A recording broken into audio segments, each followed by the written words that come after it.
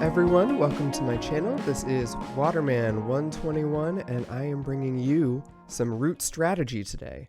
Right now we're talking about the Woodland Alliance, we're talking about the first turn, we're talking about optimal openings, and how you can become a better root player. If you have played a couple of games of Root and are looking to improve your play as the Woodland Alliance, this is the place for you. If you're more of a beginner and want to kind of just wrap your head around the mechanics of the Woodland Alliance, I highly recommend Lord of the Board's video introducing you to the Woodland Alliance and their sort of overall strategy. I will leave a link for that down below. Go and check them out. All right, with that in mind, let's dive into it. We're going to be talking about this board state. This is a real board state that I had in a game of Root Online, and this is a situation you will find yourself in if you're playing the Woodland Alliance. You look at the board, there's no pieces from your faction on the board yet. It's your first turn, you're going to be spreading sympathy. Where do you spread it? Why do you spread it there? What are you hoping for? We're going to tackle all these questions today, and hopefully some of the insights that we come to here will help you to better understand how to play the Woodland Alliance. In this instance, the Woodland Alliance is going first at the table, which is great. First thing you always want to do is observe. All right, let's start by observing our hand of supporters and our starting hand to see what we can learn about what our future turn 2 is going to look like. The goal with the Woodland Alliance is to eventually establish a base. It opens up your evening actions. It allows you to expand your presence and score a bunch of points. That's what you want to do. So with that in mind, looking at our starting supporters of Rabbit, Fox, and Wild, and our starting hand of 2 foxes and a mouse, I'd say that there's one suit that's really jumping out right away, and that's Fox. So let's look at this board, let's look at our Fox clearings, and let's see if we can figure out where we want to revolt on turn 2. Where do we want to establish that base? I think right away, without knowing anything else about this board state, we can probably safely assume that at least one of these clearings is pretty bad for a base, right? I'll give you guys a second to pause the video, look at this map, and tell me which of these bases should we not choose. All right, for those of you who pause the video, congratulations. And for those of you who just want to hear what the answer is, it's this bottom central base. This is the clearing that we do not want to revolt in. Why is that? You've only got 2 clearings to spread sympathy to. You have this kind of like bottom center mouse base, and you have this corner rabbit base. And to make things even worse, with this starting setup, who's in that lower left-hand clearing? It's the cats. And they have the keep down there, and one of the keep's properties is you can't place enemy pieces in that clearing. So in reality, you've only got 1 clearing to spread to. If I'm a clever cats player, I will simply park some warriors on your base and then make sure that I've got at least 3 in this mouse clearing, and there's no way you're going to break out of there. So this bottom fox base, probably not a good idea. That leaves us with 3 choices, and of these 3 choices, one is jumping out to me as being definitely the most ideal for the Woodland Alliance. Texas. Texas is by far the best clearing to have a Woodland Alliance base, and if I were to boil down the Woodland Alliance's strategy on the autumn map, I would say revolt in Texas. You don't always have to, but there's a couple of reasons why it's by far the best space to look at. I call it Texas, by the way, because it's connected to 5 clearings and is kind of shaped like a star, right? The thing that makes Texas different this time around is, again, the keep is placed in that lower left-hand corner. So really, Texas is only connected to 4 clearings, making it okay, better than the other clearings. You know, the max for the other clearings is 3. But the other thing to keep in mind about Texas in this game is, look what's built there. That's the cat's only sawmill. And the cats having their source of wood, their source of points in such an accessible place, if you spread sympathy into this clearing, the cats will be essentially obligated to attack it, and they definitely would. It's too much of a threat, revolting in this clearing with their only sawmill. A second consideration, our Vagabond is starting in a rather strange forest, I think, over here on the left. If we were to quickly just imagine the path of least resistance for the Vagabond, it goes like this. Up to the top, down to Texas, over to Tennessee, and then out to New Jersey. If you place sympathy in Texas, that's a free point for the Vagabond as well. It's most likely going to be attacked if it's placed there. And as we know, you need sympathy to place a base. If your sympathy gets attacked, there's not an easy way to defend it. We don't have an ambush in our starting hand, so it's looking like that Texas revolt is maybe a bit optimistic. So that leaves us with two options. Top left, middle right. Given our recent movement analysis of the Vagabond here, starting in the top left corner, the Vagabond will likely be pretty far away by the time you revolt.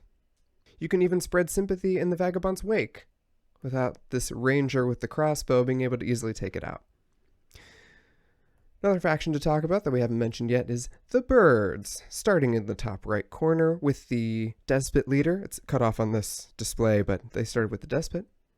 Given our starting supporters of Fox, Rabbit, and Wild, I can see a world where spreading to this rabbit clearing would make a lot of sense and kind of cut off or profit from the Eyrie taking an aggressive opening move. Right? It would cost him a card just to move in there.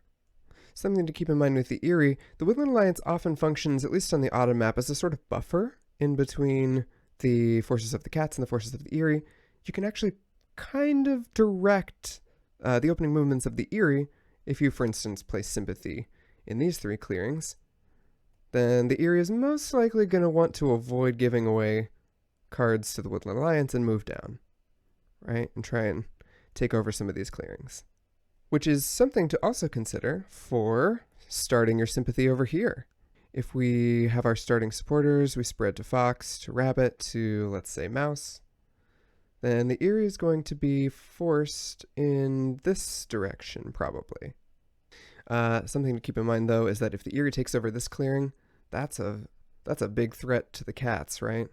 There's a lot of tension created between these two clearings. That's going to be a battle zone very soon, which is good. We want the heat to be off of the Woodland Alliance. I think that's actually a great thing. I think, though, if I were playing this, the one way to truly guarantee a base would be to aim for it in the top left corner. The reason being, you can spread sympathy to this central rabbit clearing, and then actually just go ahead and spread to this fox clearing as well. The Vagabond will have a choice of one of these two more central clearings if they feel like taking out sympathy. And the Cats will definitely want to focus on Texas. Right? They have this sawmill. They need to protect it. Are they really going to spend 2 battle actions to wipe out both fox clearings? I doubt it. For me, I would say guaranteeing a base on turn 2 is worth everything. If you get a base in this top left corner and the Vagabond is trying to open up clearings over here, you've got a lot of freedom. And you're maybe even forcing the Vagabond into a situation where they're running into the Eyrie in this clearing. That's pretty good. That's pretty good. We want to sort of try and benefit from tension between other factions. The other sort of long-term thing to look at here is what are your prospects for future bases? As the Woodland Alliance, I'm a big proponent of having 2 bases and sort of don't go to that third one unless it's the last turn you're going to take. Got 2 kind of targets that are springing to mind here, and that's this rabbit clearing and this mouse clearing. I would say of the 2, this rabbit clearing is definitely very good, and this mouse clearing is not great. The real mouse clearing that you might want to aim for as the Woodland Alliance is one of these 2. If you can somehow secure this as your kind of base of operations, or even better, this, I'd say the Woodland Alliance is going to win this game. But that being said, if I was going to start this game, I think this is how I would spread. One last thing to consider, though, is our hand of cards here. If we want a fox base, then obviously we have to mobilize these 2 fox cards. But what about this mouse card? What about this mouse card? Say, for instance, we decide to spread actually over here and hope that everyone leaves this alone for a turn so we can have a base. Well, that would leave us with a mouse crafter. We can craft this crossbow. Should we do that? Absolutely not. No way. We're starting with the Ranger Vagabond, already starts with a crossbow. A Ranger with 2 crossbows? No, I don't think we should craft this crossbow.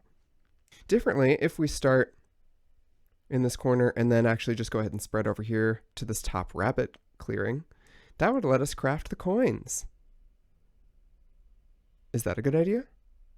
I would say no for 2 reasons. Reason number 1, we can't revolt in this fox clearing, so no base. Reason number 2, it's going to get you 3 victory points as the Woodland Alliance on turn 1. And it's just going to paint a target on the Woodland Alliance's back, and you just don't want the heat as the Woodland Alliance early on. You want people to kind of let you grow and spread, consolidate forces, and gain momentum so you can explode in the end of the game. If people are chopping you down early on, it's really hard to kind of gain that steam. And again, because you're spending this fox card, you're delaying your base for an unknown number of turns. So no, I think it's way smarter to secure the fox base, lead with a threat, force the cats to deal with it, or the vagabond, and just go ahead and revolt up here. If you can get this rabbit base, I think you're sitting pretty. Right? If you can get this rabbit base and somehow get sympathy over to this mouse clearing, it's going to be a great game for the Woodland Alliance. All right. Well, these are just some kind of basic considerations that I run through at the beginning of every game as the Woodland Alliance to try and suss out where am I going to get that first base? How do I kind of influence the board even though I don't have any warriors there? All right, that's all for now. That's been our first puzzle. We're revolting in the top left clearing. We're getting a base.